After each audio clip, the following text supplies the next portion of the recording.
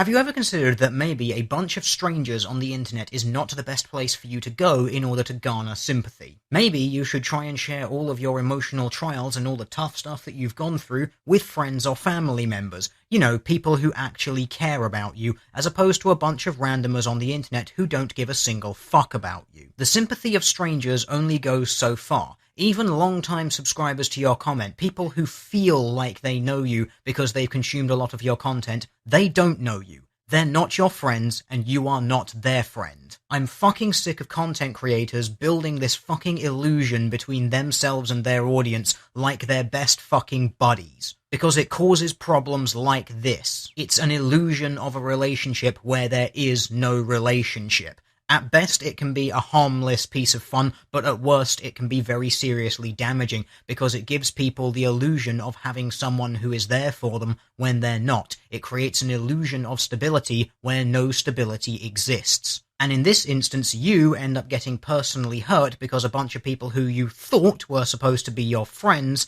turn out not to be. You tricked yourself into thinking you have no one to blame but yourself. The audience is not your friend. Your audience only likes you as long as you do things that they want you to. The moment you stop doing things that they want you to, or even worse, if you do things that they don't like, at best, they will turn their back on you and walk away silently. At worst, they will tear you down like a pack of rabid wolves. This might sound like hyperbole to people who have no idea what it's like being a content creator on the internet, especially ones with larger audiences. But this is how it works. And this is why it's not uncommon for a lot of YouTube content creators with large audience bases to end up having to go into therapy, because they end up incredibly stressed, because people are constantly engaging with them on various forms of social media, because the audience feel some sort of entitlement to that person's time because they voluntarily put themselves into the public domain. And it becomes a, well, you noticed that person and responded to them, why aren't you responding to me? And then you just get that dozens of times, hundreds of times, thousands of times. And some people do not learn to manage those connections. They don't learn to manage those interactions. They still feel like they're under the same pressures that they were from day one when individual audience interaction was really important, because that's the thing that builds initial momentum towards popularity. After a while, it becomes impractical to maintain it, but some people try, and they absolutely burn themselves out trying to. It's part of the dark side of the supposed dream career of being an online content creator,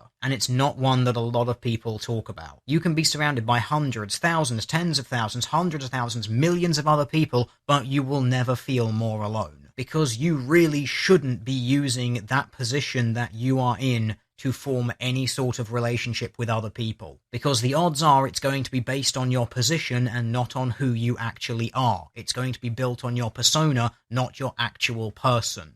This is not to say that content creators do not or should not appreciate their audiences. The overwhelming majority of them do.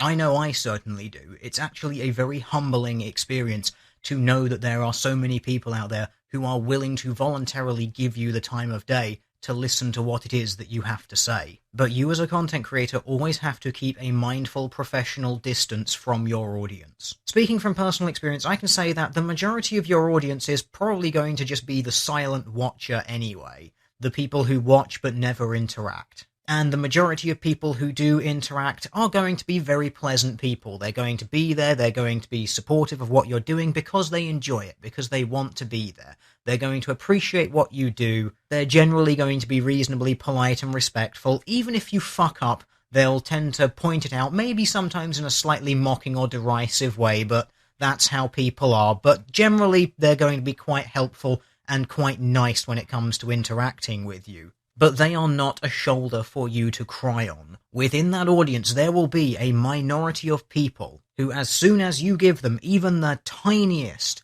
smallest little way in, they will take it. They will find that opening, they will stick a salt-encrusted red-hot fishhook in that wound, and they will twist it relentlessly. It is the nature of the beast that is the internet. Deal with it.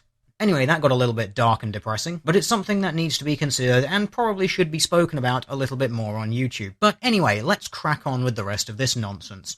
Tell me some of the new comments you get. I have this ability of blocking off everything that is bad.